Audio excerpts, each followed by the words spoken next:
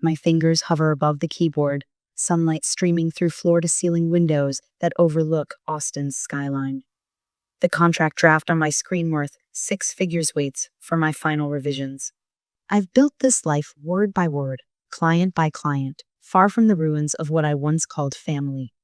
My phone buzzes against the glass desk. Mom's name flashes on the screen for the first time in 12 years. My chest tightens as if steel bands are constricting around my lungs. The familiar anxiety, never quite extinguished, flares to life. I watch the phone vibrate, memories flooding back with each buzz. I press the silence button and return to my work. Some calls don't deserve answers. 12 years earlier, I push open our front door, backpack slung over one shoulder, to the sound of shouting. My steps falter in the hallway. She attacked me. Jake's voice cracks with what sounds like pain. Look what she did. I round the corner into the living room. Jake cradles his bruised hand against his chest, tears streaming down his face. Mom and Dad hover over him, their backs to me. What's going on? The words stick in my throat. They turn, and Mom's face contorts with disgust. What kind of monster attacks her own brother? I didn't touch him, I say, but the defense sounds hollow, even to me. This scene has played out too many times before Jake's accusations, their immediate belief. Dad straightens to his full height, looking down at me with cold eyes I barely recognize. You have 1 hour to pack, then you're gone. Dad, please, don't. His voice slices through the air. You crossed the line, Ava. We can't have this violence in our home. I didn't do anything. My voice rises, desperation clawing at my throat. Jake is lying. Again. Mom steps between us. We saw his hand. The hole in the wall. Don't make this worse by lying. I glance at Jake, still hunched on the couch. When our eyes meet, I catch at the flash of satisfaction that crosses his face when no one else is looking. The calculated triumph. The truth hits me with stunning clarity. I was never going to win this, not against the golden child, not against their willful blindness. 1 hour, Dad repeats, checking his watch. Not a minute more. Rain pounds against grandmother's door at midnight. I stand on her porch, soaked to the bone, a single suitcase clutched in my trembling hand. Water drips from my hair, mingling with tears I've fought to contain for hours. The door swings open. Grandmother's small frame fills the entrance, her eyes widening at the sight of me. Ava? She pulls me inside without hesitation. What happened? They kicked me out. The words burn my throat. Jake told them I attacked him, punched a hole in the wall. She helps me out of my wet jacket, her movements efficient but gentle. He lied again, didn't he? I nod, unable to speak past the lump in my throat. The crushing weight of injustice presses down on my chest until I can barely breathe. Grandmother's knowing eyes hold mine. She doesn't ask for details or evidence. She doesn't question my version. She simply believes me. She disappears into her bedroom and returns moments later, pressing something into my palm. I look down to see 2 crisp $100 bills. This is all I can do for now, she whispers. Use it wisely. I curl up on her couch later that night, staring at the ceiling, a silent vow forming in my heart. I'll never need them again. The next morning, I fill out 3 job applications before noon. My hand shakes as I sign my name, the reality of my situation settling onto my shoulders like a physical weight. That night, I cry myself to sleep, the question haunting me, did I deserve this somehow? The following day, I buy a small notebook with part of grandmother's money. I begin writing my story, the truth no one wanted to hear. The words flow from me, raw and unfiltered. Grandmother finds me on the 3rd day, hunched over the notebook at her kitchen table. Your words will be your salvation someday, she says, squeezing my shoulder. Keep writing, Ava. The truth has power, even when no one's ready to hear it. I look up at her, the only ally I have left in this world. I will. What would you do if your entire family turned against you because of one calculated lie? For me, this betrayal wasn't the end of my story. It was only the beginning of my rise. But when those who abandoned me come crawling back, how far would you go to make them face the truth? My eyelids feel like sandpaper as I shuffle through the diner's back door at midnight. The smell of grease and coffee clings to my hair, a badge of my 8-hour shift. 2 textbooks and a crumpled scholarship application wait in my backpack, silent judges of the study time I'm about to lose to sleep. See you tomorrow, Ava. Marco, the night cook, waves as I punch out. I manage a nod, already calculating the 5 hours until my alarm will drag me to my morning retail job. My uniform shirt, the second of three, I'll wear toe digs into my armpits, still damp with sweat from rushing between tables. The bus ride home is a blur of streetlights and half-formed dreams. I jolt awake at my stop, heart racing with the momentary panic of almost missing it. Grandmother's house is dark, except for the porch light she always leaves burning for me. In my tiny room, I spread the scholarship application on my desk and uncap my pen. The essay prompt swims before my eyes. Describe a challenge you've overcome and how it shaped your educational goals. I laugh a sharp, bitter sound in the quiet room. Where to begin? My pen hovers over the page. This is attempt 17. The previous 16 versions lie in a folder beside me, each one too angry, too desperate, or too revealing. I need this money, but I need my dignity more. I write until the numbers on my alarm clock blur. When my head finally drops onto my textbook, the pen still clutched in my hand, I dream of blank walls without accusers. The rejection letter sits on my desk, its crisp edges mocking my frayed nerves. While your application showed promise, I don't read the rest. Instead, I reach for 5 more applications I printed at the library yesterday. Each one represents another chance, another door that might open. I place my hand on my collarbone, breathing deeply before beginning again. The custodial job at the community center pays less than the diner, but lets me work after classes. I push mops across floors while other students attend parties. I memorize marketing theories while scrubbing toilets, reciting definitions under my breath like prayers. You're the hardest worker I've ever seen, my supervisor tells me, signing my overtime sheet without question. What he doesn't understand is that hard work isn't a choice for me, it's survival. College orientation buzzes with excited chatter and parental advice.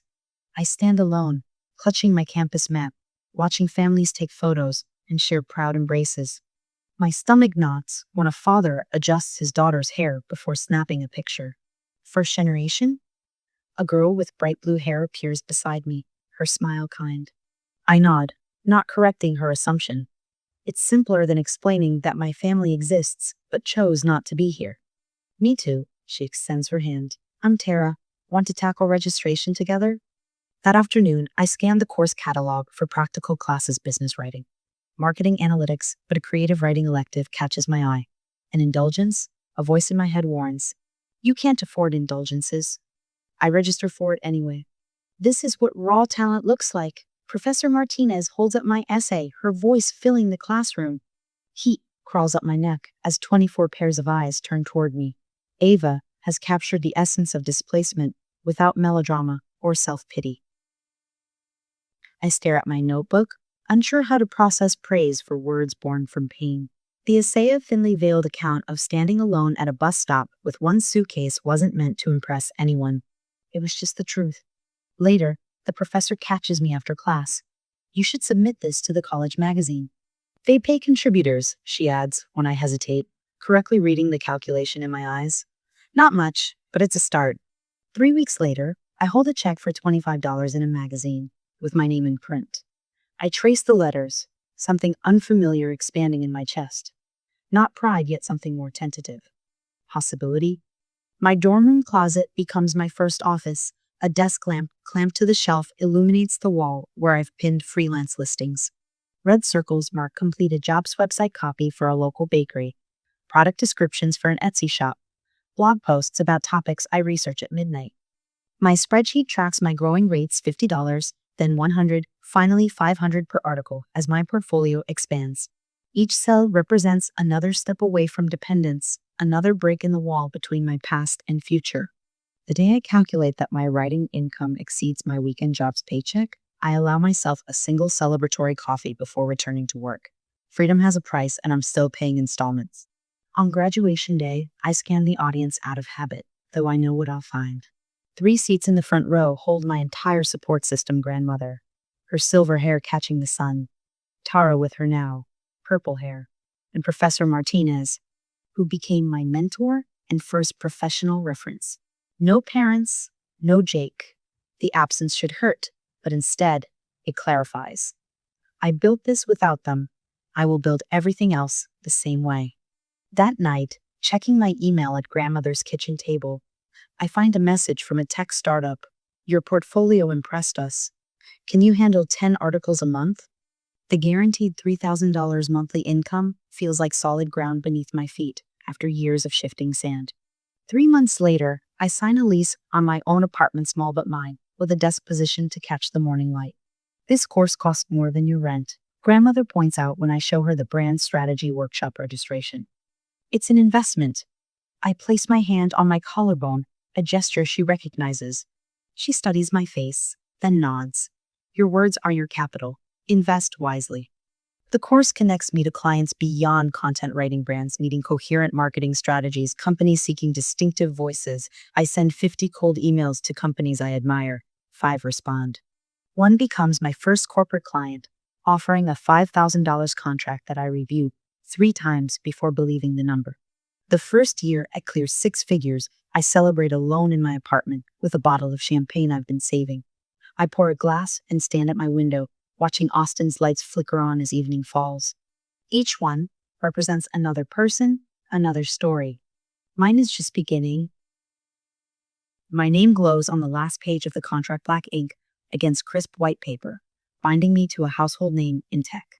I trace my finger over the zeros in the payments section. $25,000 for a 3-month campaign. More money than I made my entire first year after being kicked out. We'll need your signature on page 12 as well, Miss Mitchell. The company's legal representative slides another document across the glass conference table. His Rolex catches the light as he moves. I sign without hesitation. My hand doesn't shake anymore when faced with opportunities that once would have overwhelmed me. Excellent. The marketing director, Elise, clasps her hands together. And you've prepared the content strategy presentation? I nod, connecting my laptop to the projector. The boardroom falls silent as executives in tailored suits lean forward. My heart pounds as the first slide appears, but my voice remains steady. This is my territory now. 20 minutes later, after detailing conversion metrics and engagement strategies, I click to my final slide. Elise stands before I can conclude. The content strategy is exceptional, she says, but we'd like to propose an addition. I tense, bracing for criticism. We want you to be the face of this campaign, not just the writer. The room tilts slightly. I don't understand. Your journey is compelling self-made success, authenticity in a world of corporate speak. Elise gestures as if framing me for a photograph. Our audience responds to real stories. Yours is perfect. I leave the meeting with my mind spinning. My words have always been my shield, safely distanced from my identity. Now they want me actual front and center. We need authentic voices like yours, says the email invitation to speak at the West Coast Tech Conference. My cursor hovers over the delete button, but I click accept instead. 3 weeks later, I stand backstage, counting breaths. Inhale for 4 seconds, hold for 7, exhale for 8. The technique keeps my anxiety at bay as the previous speaker wraps up. Next up, discussing brand authenticity in the digital age, please welcome Ava Mitchell. The spotlights blind me as I walk onto the stage. 500 faces stare back, industry leaders, innovators, and influencers. My prepared notes suddenly seem inadequate. I set them aside. My journey to this stage began the night I was kicked out of my home at 17. I say, my voice softer than intended. The audience leans forward collectively, straining to hear. A calculated lie destroyed my family relationships, but it also forced me to find my voice. The words flow after that. I speak about resilience, about riding my way out of poverty, about building a business from nothing. The audience nods, some wiping away tears. Authenticity isn't something you can fake, I conclude. It's what remains when everything else is stripped away. The applause thunders through the convention center. What I don't realize as I bow slightly and exit the stage is that conference cameras have broadcast my speech to millions online. Authenticity, it turns out, is also marketable. My phone won't stop buzzing. Notifications flood the screen as I try to order coffee, the next morning meals from industry leaders seeking collaboration, messages from social media platforms about verification requests, texts from former clients congratulating me. Your usual? Asked the barista. I nod, scrolling through the chaos. 3 magazine editors want to profile my journey. A publishing house is interested in a potential memoir. A television producer asks if I'd consider a guest spot on their entrepreneurship show. Then I see Ito text message that stops me cold. Ava, we need to talk. It's been too long, darling mom. 12 years of silence, and now she needs to talk. The timing is hardly coincidental. I pocket my phone without responding and take my coffee to a corner table, needing to process this unexpected blast from the past. By evening, I've made a decision. I text back with a time and place at a coffee shop downtown, neutral territory. Better to face this head on than wonder what they want. The coffee shop door chimes as they enter. They look older, dad's hair now completely gray, mom's face lined in ways I don't remember. But their demeanor remains unchanged, that particular blend of entitlement and judgment that defined my childhood. I remain seated as they approach, forcing them to come to me. Ava. Mom's eyes well with tears that I suspect are practiced. We've missed you so much, darling. Dad settles into the chair across from me, his expression solemn. You look well. Success suits you. Thank you, I reply, keeping my voice neutral. How did you find me? Your speech, Mom says, dabbing at her eyes with a tissue. It was all over our social feeds. You've always had such a way with words. Dad clears his throat. Families should stick together no matter what. It's been too long and life is short. We should put the past behind us. His words sound rehearsed, as if he practiced them in the car on the way over. I take a sip of my coffee, noting how neither of them has actually apologized. How's Jake? I ask. The silence that follows is thick and awkward. Mom fidgets with her wedding ring while Dad suddenly becomes interested in the menu board. He's doing fine, Mom finally says. I wait, but no further details are offered. Interesting. After several minutes of strained small talk about the weather and my apartment neighborhood, Dad leans forward. We're so proud of what you've accomplished, Ava. And it seems like you're doing quite well for yourself. I know where this is heading. What do you want, Dad? Mom interjects quickly. We've hit a bit of a rough patch. Your father's retirement fund took a hit with the market downturn, and I've had some medical issues.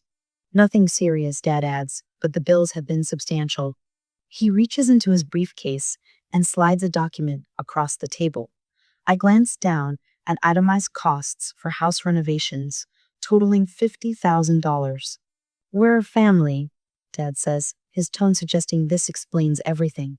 Family helps each other, right? When I don't immediately respond, his expression hardens. A flash of familiar anger crosses his face, the same look he gave me the night he ordered me to leave. I have a question, I say, my voice surprisingly calm. Did you ever believe me about what really happened with Jake? Mom shifts uncomfortably in her seat, avoiding my eyes. Dad waves his hand dismissively. The past is the past. Jake was a kid. We all make mistakes. In that moment, everything becomes crystal clear. Nothing has changed. 12 years, and they still choose Jake. They still believe his lies. They still see me as nothing more than a resource to be used. I stand up, gathering my things. I have one condition. I'll help you under one condition. My voice remains steady as I deliver these words, despite the hurricane of emotions swirling inside my chest. The afternoon sun filters through the cafe windows, casting my parents in a harsh light that reveals every line etched into their faces by time and choices. Name it, my father says, relief washing over his features. He reaches for his wallet, as if preparing to write down payment terms. I fold my hands on the table. I want a family gathering. Everyone, grandparents, aunts, uncles, cousins, everyone. My mother's smile flickers, uncertainty creeping in. A reunion? After all this time? Not a reunion. I meet her eyes. A confession. The word hangs between us like a dropped bomb. My father's hand freezes mid-reach. I want you both to admit what really happened. Tell everyone how you chose to believe Jake without evidence. And Jake, I take a deliberate breath, needs to confess that he lied about me attacking him. My mother's face drains of color. My father's knuckles whiten as he grips the edge of the table. You can't be serious. His laugh is incredulous, brittlest than ice. Completely serious. My mother leans forward, her voice dropping to an urgent whisper. We can't humiliate Jake like that. His reputation. What about my reputation? The question slices through her plea. The one he destroyed? The one you helped him destroy? Their silence confirms what I've always known. My father attempts to negotiate. We could say it was a misunderstanding, that we all misinterpreted. The truth or nothing, I interrupt. Your choice. They exchange glances loaded with 12 years of protected lies. My father nods almost imperceptibly, and they both stand. We need to discuss this. I watch through the window as they huddle outside the cafe, heads bent together in furious whispers. My father gestures sharply. My mother dabs at her eyes. The familiar choreography of their joint manipulation. When my mother returns alone, fresh tears streak her makeup. Jake has a good job now. This would ruin him. He lives with you still, doesn't he? I ask, though I already know the answer from their financial documents. She nods, eyes avoiding mine. He's saving for his own place. At 33, my father returns, sliding into his chair with the imperious air that once terrified me. You need to let this go if you want to be part of this family. The ultimatum meant to wound, to control washes over me without leaving a mark. I already have a family, I reply calmly. People who actually care about me. I gather my belongings and stand, leaving my coffee half finished. When you're ready to tell the truth, you have my number. I walk out, back straight, eyes forward. The weight I expected to feel guilt, regret, longing is mysteriously absent. Instead, a lightness fills my chest as I breathe in the spring air. In my car, I dial my grandmother. They chose him. Again, I tell her when she answers. They always will. Her voice carries the wisdom of years watching this pattern unfold. That's why you needed to leave. I drive home to my apartment, the evening sunlight gilding the city skyline. The peace I feel isn't what I expected. For years, I imagined confronting them would reopen old wounds.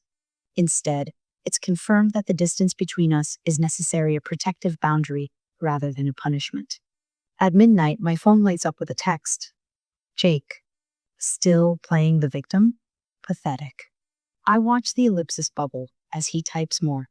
Don't think you can turn the family against me. They'll never believe you over me. The final text contains a photo. Jake with our parents, arms slung around each other's shoulders, smiling widely. Taken today, after our meeting. A visual reminder of their allegiance.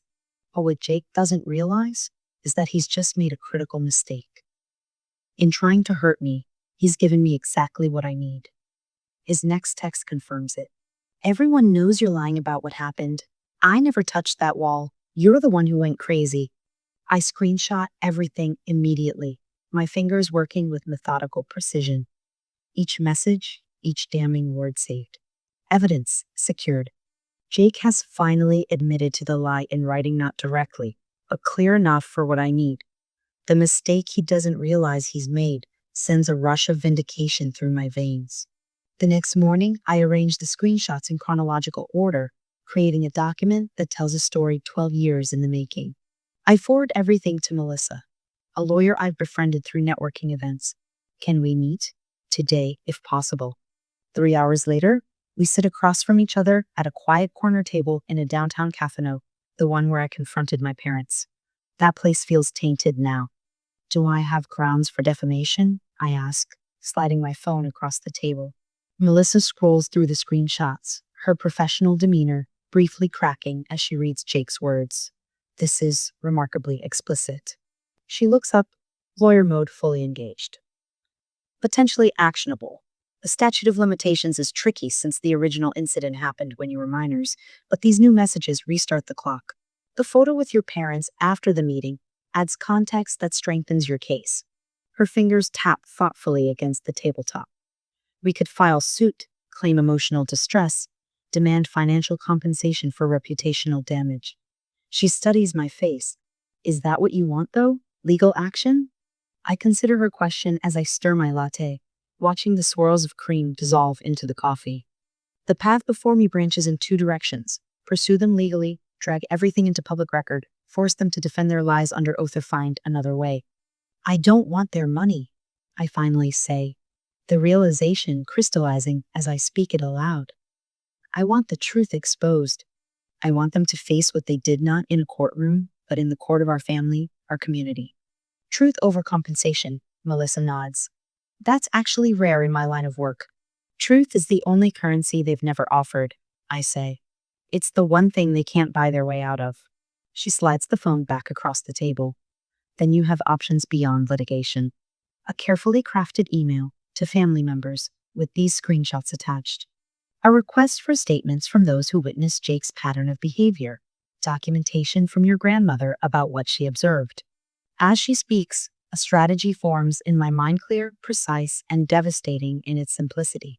This isn't about revenge, I say, the conviction in my voice surprising even me. This is about finally being heard, about making sure no one else gets treated the way I was. Just remember, Melissa warns, even justified actions have consequences. Are you prepared for the fallout? I think about the 12 years I've lived without them, the strength I've built, the life I've created. They already took everything they could from me. All that's left is the truth, and that was never theirs to keep. I look down at Jake's messages again.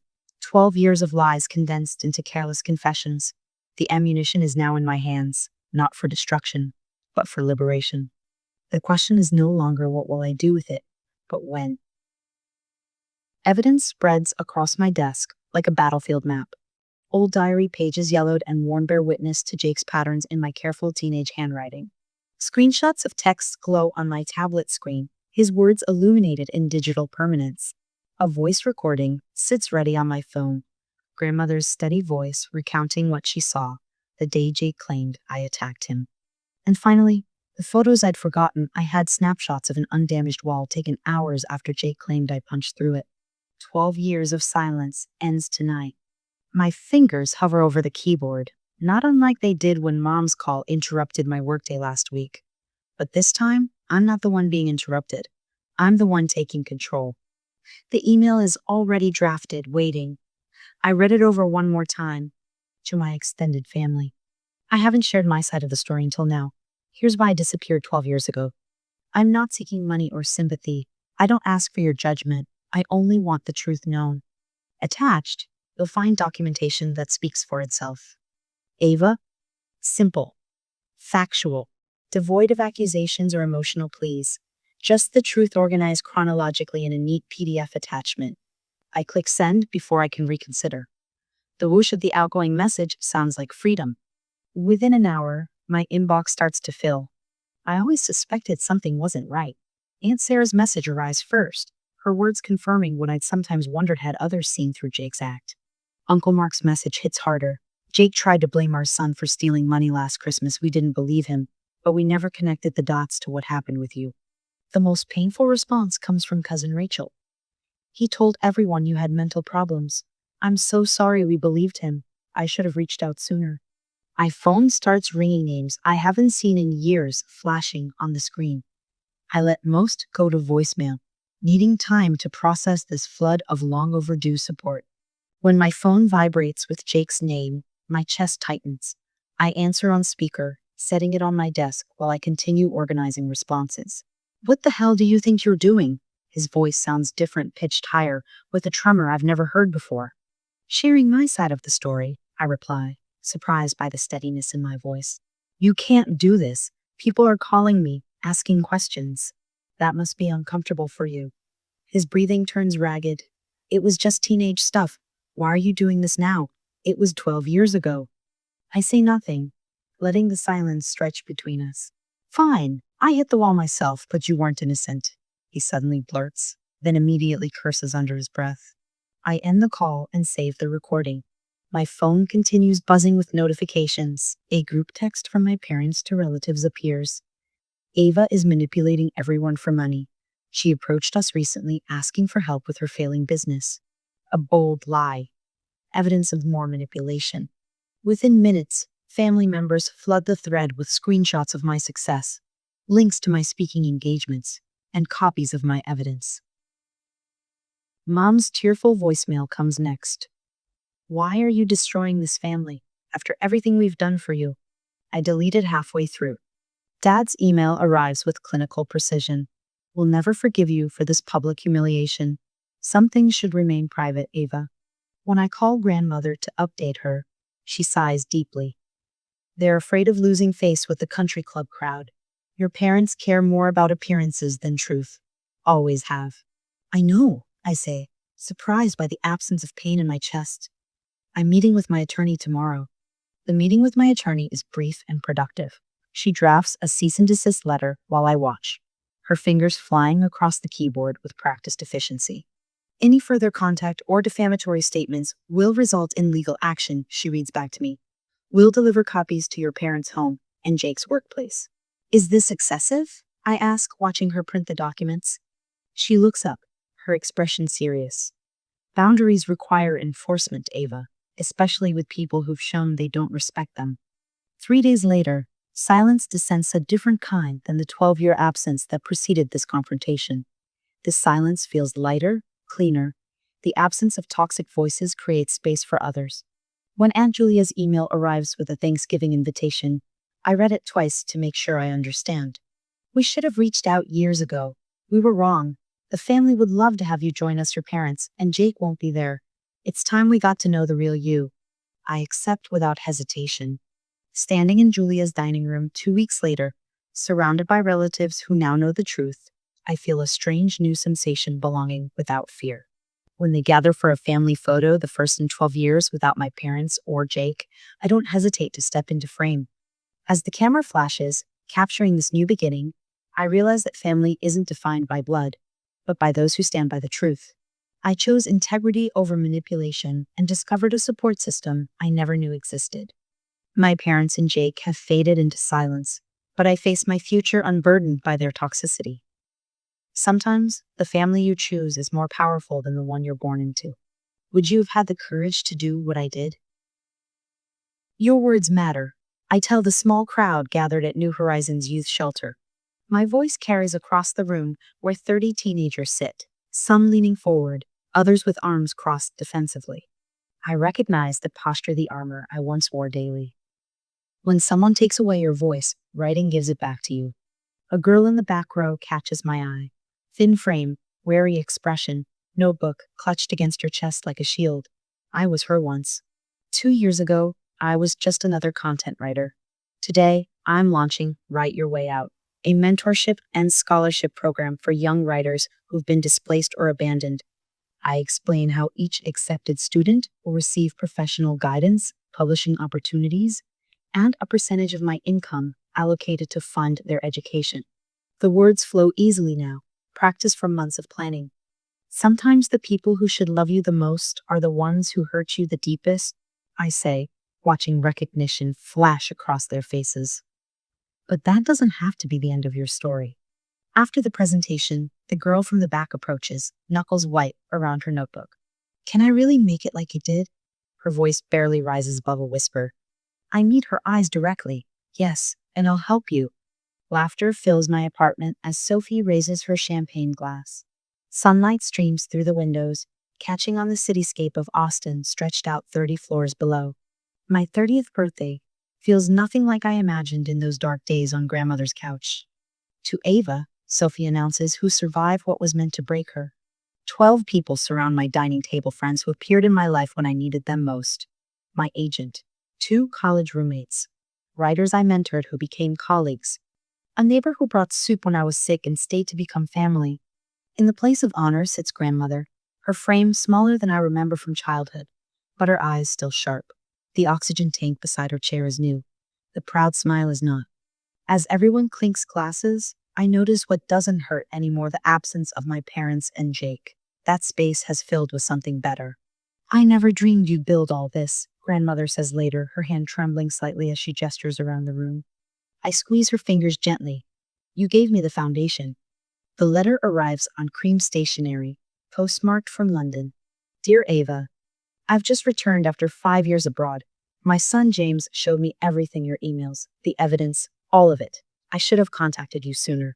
I suspected Jake's nature for years. The way your parents enabled him, they couldn't face the truth. It was too painful to admit they'd created the monster themselves. If you're willing, I'd like to meet when I visit Austin next month. Your aunt? Eleanor. I fold the letter carefully, sliding it back into its envelope. The rage that once would have ignited at any mention of my family has cooled to something resembling understanding. Not forgiveness. I don't owe them that, but recognition of the broken systems that created all of us. I don't need their acknowledgement anymore. The doctors say 6 months, grandmother whispers, her bedroom at the assisted living facility bathed in afternoon light. Maybe less. I sit beside her, our hands intertwined on the quilt she made decades ago. You did what I never could, she says. You broke the cycle. From beneath her pillow, she pulls out a leather-bound book. I've kept this since the night you arrived at my door. Every step, every triumph. I open to the first page, see her neat handwriting documenting the night everything changed. Ava arrived tonight, soaked through, one suitcase. They've thrown her away, but they don't know what they've lost. This is your story, she says. Use it to help others see their own strength. The memoir takes shape on the same kitchen table where I once filled out job applications with shaking hands. Words flow from my fingers, 12 years of distance giving clarity to the pain. When I reach the dedication page, I don't hesitate. For my grandmother, who believed me. The publisher calls with the offer 6 figures for my story, the amount my parents once needed from me. The irony isn't lost on me. I send the advance copy to their address, not for reconciliation but acknowledgement. The return receipt comes back with my mother's signature, proof it was received, even if never read. Waves crash below the cliffside riding retreat in Santorini. My laptop open, I check my email one last time before disconnecting for the day. Miss Mitchell, I got accepted to college. Full scholarship. You were right about everything. Thank you for believing me. Mia. I smile, tucking my hair behind my ear as I close the email. The final page of grandmother's journal sits beside me, finally read after her funeral last month. She will thrive without them. I close the journal and open a new document. It's time to write the next chapter.